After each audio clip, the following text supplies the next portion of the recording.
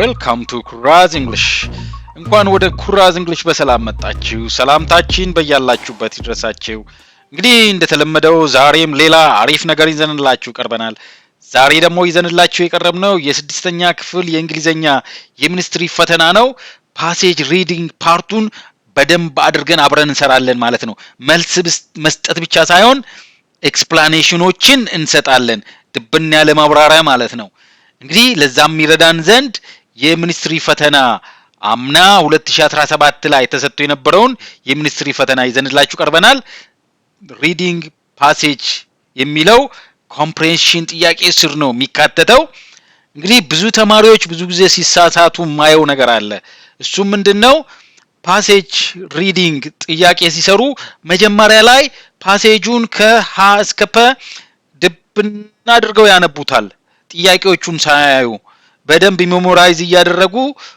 ፓሴጁን አንብበው ጥያቄውን ወደ መስራት ይሄዳሉ ያ ግን የተሳሳተ አካሄድ ነው ፈተና ላይ ዋናው ነገር ታይማችንን ማኔጅ ማድረግ መቻል አለብን ጊዜ ወርቅ ነው የሚለው ፈተና ላይ በደንብ ይሰራል ማለት ነው ስለዚህ እንዴት አድርገን ነው ጊዜያችንን በአግባቡ የምንጠቀመው እንዴት ነው በቀላሉ መስራት የምንችለው የሚለው እናያለን ማለት ነው እሱ ምንድነው መጀመሪያ ምንባቡን ሳይሆን ጥያቄዎቹን ማንበብ መቻል አለብን ጥያቄዎቹን አንብበን ስለምን እየተጠየቀ እንደሆነ ከተረዳን በኋላ ያ ማለት ደግሞ ምን ማለት ነው እንግዲህ ሐኪሞች ለታካሚዎቻቸው መጀመሪያ ምርመራ አድርገው ከዛ በኋላ መድኃኒት እንደሚያዙት ማለት ነው እኛም መጀመሪያ ጥያቄዎቹን አይተን ከዛ ፓሴጁ ጋር የቱ ጋር ፎከስ ማድረግ እንዳለብን ምን አይነት ኢንፎርሜሽን መፈለግ እንዳለብን እናቃለን ማለት ነው ስለዚህ purposeful የሆነ ታርጌትድ የሆነ ሪዲንግ ነው የሚሆነው ማለት ነው ያ ማለት ምን ማለት ነው በጥያቄው መሰረት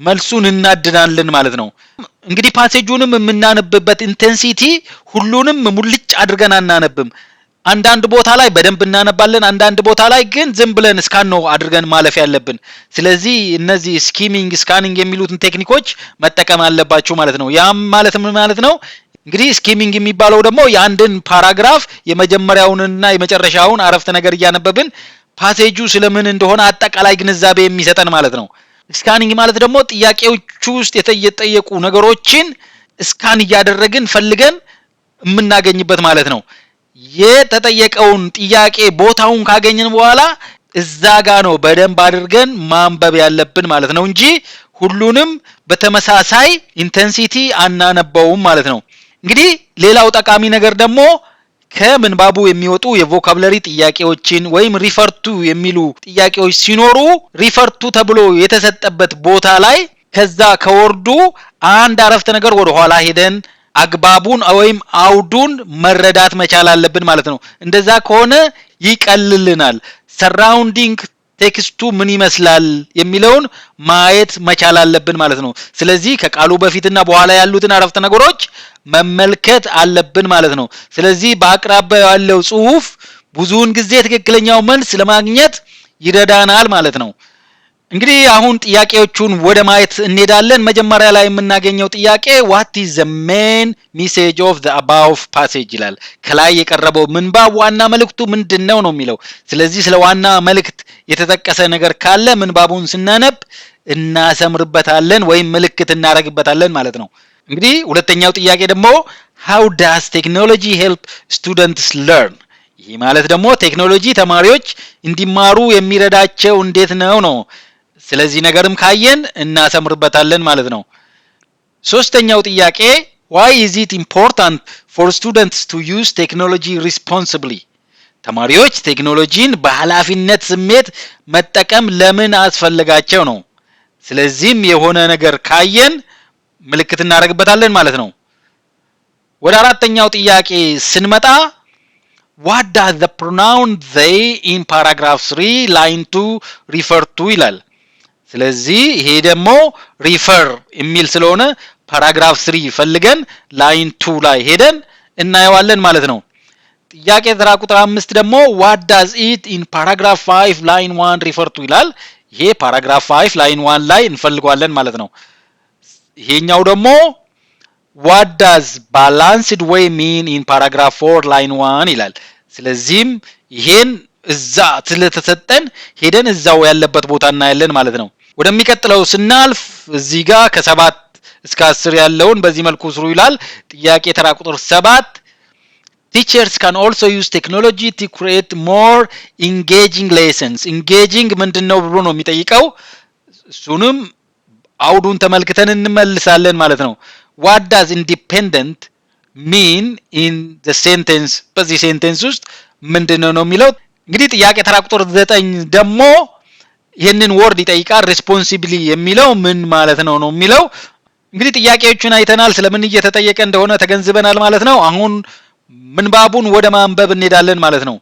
እንግዲህ እዚህ ጋር ብራኬቱን ያስገባውት እዚህ ጋር የፓራግራፍ ቁጥሩ አልተሰጠም ወይ ደግሞ ፓራግራፎቹ እንዲላዩ ተደርገው አልተጻፉም። ስለዚህ ኮንፊውዚንግ ስለሆነ ያንን ነገር ለማስቀረት ነው እዚህ ጋር እነዚህን ብራኬቶች ያስገባውት ማለት ነው። እኔ ነኝ እነዚህን ብራኬቶች ያስገባውት። ፓራግራፍ 1 ማለት ይሄ ነው፣ ፓራግራፍ 2 ማለት ይሄ ነው ማለት ነው። እንግዲህ አሁን ምንባቡን ወደ ማንበብ እንሄዳለን ማለት ነው። እያንዳንዱን ሙልጭ አድርገን አናነብም፣ ቶሎ በፍጥነት አድርገን እናነባለን። ለምሳሌ እዚህ ጋር እንጌጅ የምትል ወርድ አለች። ወደሚቀጥሉት ፓራግራፎች አልፈን እነዚህንም እንደዚህ ላይ ይችላችኋለሁ። ይሄ ፓራግራፍ 3፣ ይሄ ፓራግራፍ 4፣ ይሄ ፓራግራፍ 5 ነው ማለት ነው። እንግዲህ ይሄንን በፍጥነት እናነባለን ማለት ነው። ለብ ለብ አድርገን ለብ አነባበብ ማለት ነው። ከዛ ጥያቄዎቹን ስንሰራ ወደ ኋላ ተመልሰን ጥያቄው የወጣበትን ቦታ በደንብ እናነባለን ማለት ነው። እንግዲህ የመጀመሪያው ጥያቄ what is the main message of the above passage? ከላይ የቀረበው ምንባብ ዋና መልእክቱ ምንድነው ነው? ቴክኖሎጂ makes learning easier? ቴክኖሎጂ ትምህርትን ቀላል ያደርግልናል የሚል ነው። ቴክኖሎጂ replaces teachers? ቴክኖሎጂ መምህራንን ይተካል የሚል ነው። ሲ ቴክኖሎጂ makes school boring? ቴክኖሎጂ ትምህርትን አሰልቺ ደባሪ ያደርጋል የሚል ነው። ዲ ቴክኖሎጂ is only for fun የሚል ነው። ይሄንን እስኪ ይሄንን እዚህ ጋር ያለው ምንባብ እያነበባችሁ መልሱን መልሱ። 15 ሰከንድ አላችሁ። ጊዜው በቂ ካልሆነ ቪዲዮውን እዚህ ጋር አቁማችሁ ማንበብ ትችላላችሁ ማለት ነው።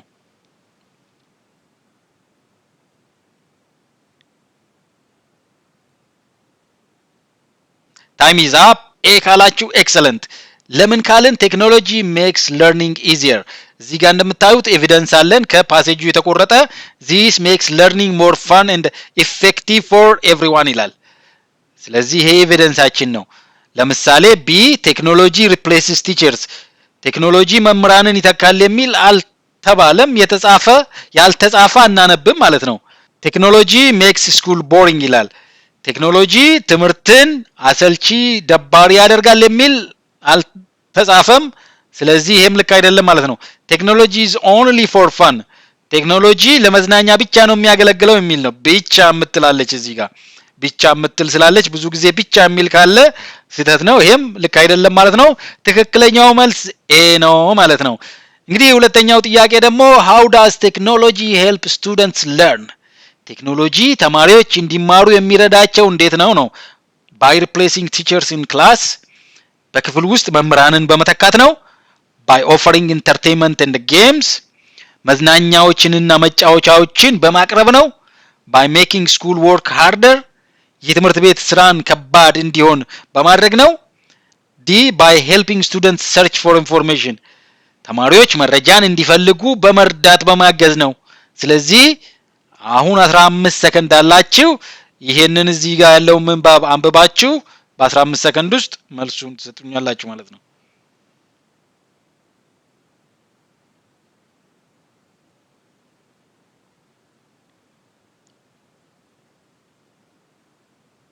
ታይም ኢዝ አፕ። ዲ ካላችሁ ኤክሰለንት። ለምን ካልን ሌሎቹ አልተባሉም፣ ያልተባለውን አንመልስም ማለት ነው። በግልጽ የተቀመጠው እዚህ ጋር students can use computers, tablets and the internet to find answers to their questions ይላል። ስለዚህ by helping students search for information የሚለው ብቸኛውና ትክክለኛው መልስ ይሆናል ማለት ነው። ሌሎቹ አልተባሉም ወይም በከፊል ስህተት ናቸው ማለት ነው። ወደሚቀጥለው ጥያቄ ስናልፍ ጥያቄ ተራ ቁጥር 3ን እናገኛለን። why is it important for students to use technology responsibly? ተማሪዎች ቴክኖሎጂን በኃላፊነት ስሜት መጠቀም ለምን አለባቸው ያስፈልጋቸው ነው? ኤ to use social media for playing games ማህበራዊ ሚዲያን ለጨዋታ ለመጠቀም to avoid distractions and health issues ትኩረት ከሚከፋፍሉ ነገሮችና ከጤና ችግሮች ለመራቅ ወይም ያንን avoid ለማድረግ C to spend more time online በኢንተርኔት ላይ ወይም ኦንላይን ብዙ ጊዜ ለማሳለፍ D to stop learning in school በትምህርት ቤት መማርን ለማቆም የትኛው ነው ትክክለኛ መልስ እዚህ ጋር ምንባቡን ቆርጬ አምጥቼላችኋለሁ ይሄንን አንብባችሁ በ15 ሰከንድ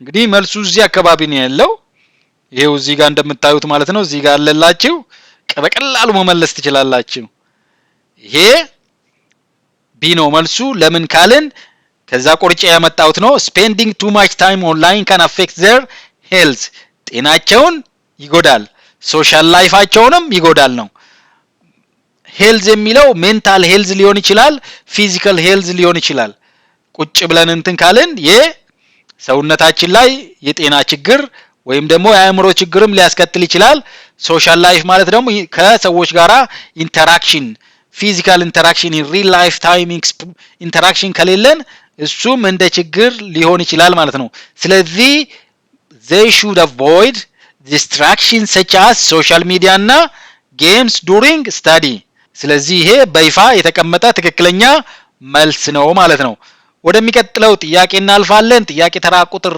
4 what does the pronoun they in paragraph 3 line 2 refer to እንግዲህ ፓራግራፎቹን መለያየት ያስፈልገበት ዋናው ምክንያት ይሄ ነው ስለዚህ ፓራግራፍ 3 ይላል አሁን ይሄንን ጥያቄ ወደ ፓራግራፍ 3 ላይን 2 ሄዳችሁ ታዩታላችሁ ማለት ነው እኔ ግን እንግዲህ ቅድም እንዳልኳችሁ ከዚህ ጀምረን እናነባለን እና አገባቡ እንዴት እንደሆነ እናያለን ማለት ነው instead of waiting for teachers to explain something they can search for answers on their own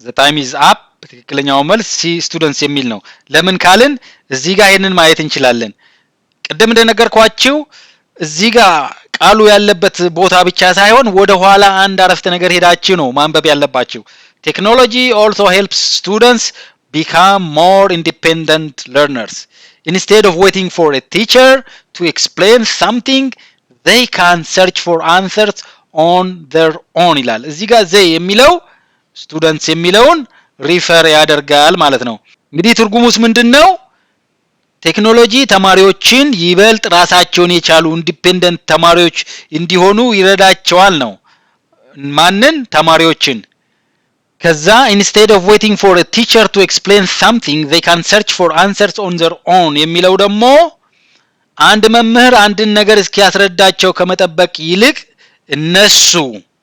እነሱ የሚለው ዘ የሚለው እነሱ ተማሪዎቹን ማለት ነው መልሱን በራሳቸው መፈለግ ይችላሉ ነው የሚለው ስለዚህ ይሄ በጣም ቀላል ነው ትክክለኛው መልስ ሲ ነው ማለት ነው ያልገባችሁ ነገር ካለ ኮሜንት ላይ ከመጠየቅ ወደ ኋላ እንዳትሉ ሌላ ሙሉ ቪዲዮ ሰርቼ ለቅላችኋለሁ በዛ ጥያቄ ላይ ማለት ነው ጠይቁ ያልገባችሁ ነገር ካለ ከመጠየቅ ወደ ኋላ እንዳትሉ ኦኬ እንግዲህ ወደሚቀጥለው ጥያቄ እናልፋለን ቀጣዩ ጥያቄ ተራ ቁጥር 5 ነው what does it in paragraph 5 line 1 refer to ስለዚህ አሁን paragraph 5 line 1ን ቆርጬ እዚህ ጋር አመጣላችኋለሁ ማለት ነው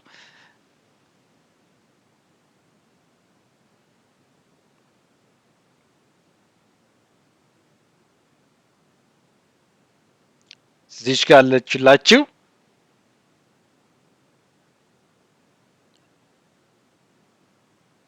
time is up the correct answer is C ካላችሁ excellent እንግዲህ ከምንባቡ እቺን ቆርጬ አምጥቼላችኋለሁ while technology is a powerful tool for education students should learn to use it responsibly እዚህ ጋር it የሚለው ቴክኖሎጂን ሪፈር ያደርጋል ማለት ነው እንግዲህ በመጨረሻም ቴክኖሎጂ ለትምህርት ጠንካራ መሳሪያ ቢሆንም ተማሪዎች በኃላፊነት መጠቀም ሊማሩ ይገባል ሊጠቀሙት ምን ነው በኃላፊነት መጠቀም ያለባቸው ቴክኖሎጂን ነው ማለት ነው ስለዚህ ይሄም በጣም ቀላል ነው ወደ ጥያቄ ተራ ቁጥር 6 አለፍን what does balanced way mean in paragraph 4 line 1 refer to? ይህንን paragraph 4 ቆርጬ አመጣላችኋለሁ። a spend all day outside ሙሉውን ቀን ቀኑን ሁሉ ውጪ ማሳለፍ a spend all day outside ቀኑን ሙሉ ውጪ ማሳለፍ focus only on studying ጥናት ላይ ብቻ ትኩረት ማድረግ use technology all the time ሁል ጊዜ ቴክኖሎጂን መጠቀም D manage time between online and offline activities ይሄ ማለት ደግሞ በኢንተርኔት ወይም ኦንላይን እና ከኢንተርቴይንመንት ውጪ የሚከናወኑ ተግባራትን መካከል ጊዜን በአግባቡ መጠቀም መምራት ማለት ነው። እንግዲህ እዚህ ጋር ቆርጬ አምጥቼላችኋለሁ ፓራግራፉን ትክክለኛው መልስ የቱ ነው?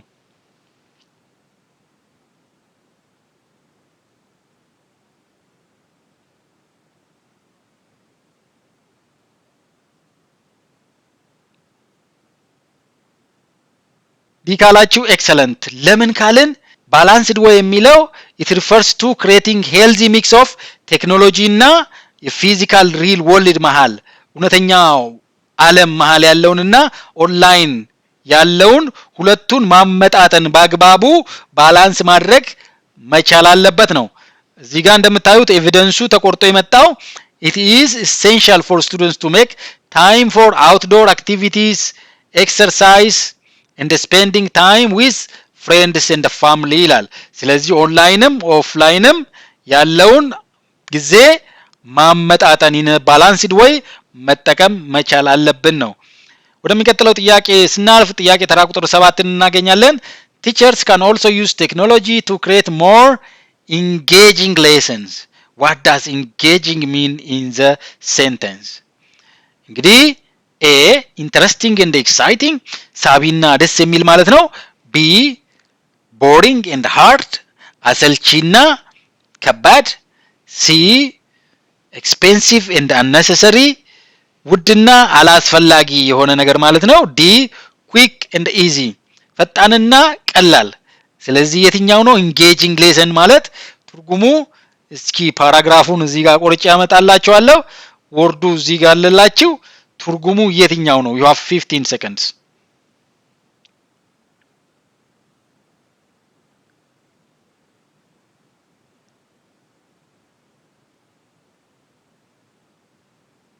እንግዲህ engaging የሚለው interesting and exciting የሚል ነው። ይሄ ሳቢና ደስ የሚል ትምህርት ሌሰን ክሬት ለማድረግ ይረዳቸዋል አስተማሪዎችን ነው። ስለዚህ ይሄ በጣም ቀላል ነው። እዚህ ጋር ኤቪደንሱ አለላችሁ። ማብራሪያ ሁላ የሚያስፈልገው አይነት ጥያቄ አይደለም። ወደ ጥያቄ ተራ ቁጥር 8 ስናልፍ ጥያቄ ተራ ቁጥር 8 ደግሞ what does independent mean in the sentence? Technology also helps students become more independent learners. ቴክኖሎጂ ተማሪዎች ይበልጥ ራሳቸውን የቻሉ ተማሪዎች እንዲሆኑ ይረዳቸዋል የሚለው ላይ ኢንዲፔንደንት ራሳቸውን የቻሉ ምንድነው ነው ትርጉሙ? A depend on others for help እርዳታ ለማግኘት በሌሎች ላይ የሚደገፉ B work and find answers on their own በራሳቸው መስራትና መልስ መፈለግ የሚችሉ C only learn in groups በቡድን ብቻ ወይም በግሩፕ ብቻ የሚማሩ ወይም መማር D avoid studying ማጥናትን avoid ማድረግ የትኛው ነው ትክክለኛው መልስ? እንግዲህ ፓራግራፉን እዚህ ጋር ቆርጬ አምጥቼላችኋለሁ 15 ሰከንድ አላችሁ። ትርጉሙ ቀላል ነው።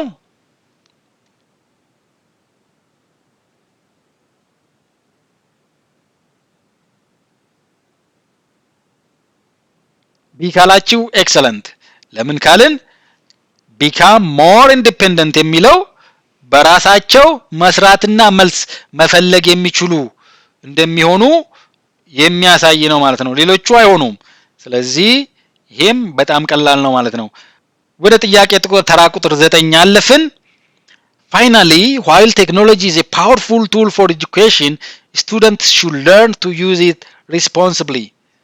በመጨረሻም ቴክኖሎጂ ለትምህርት ጠንካራ መሳሪያ ቢሆንም ተማሪዎች በኃላፊነት ሪስፖንሲብሊ መጠቀምን ሊማሩ ይገባል ነው። ስለዚህ እዚህ ጋር ሪስፖንሲብሊ የሚለው ምን ማለት ነው? A carelessly and without thinking carelessly በግዴለሽነትና ሳያስቡ B in safe and thoughtful way በጥንቃቄ በተሞላበት መንገድ C to play games and chat online D to spend all day on devices የትኛው ነው እስኪ እናንተ ከዚህ ኮንቴክስት ተነስታችሁ ኮንቴክስቱንም ሳትፈልጉ መመለስ ትችላላችሁ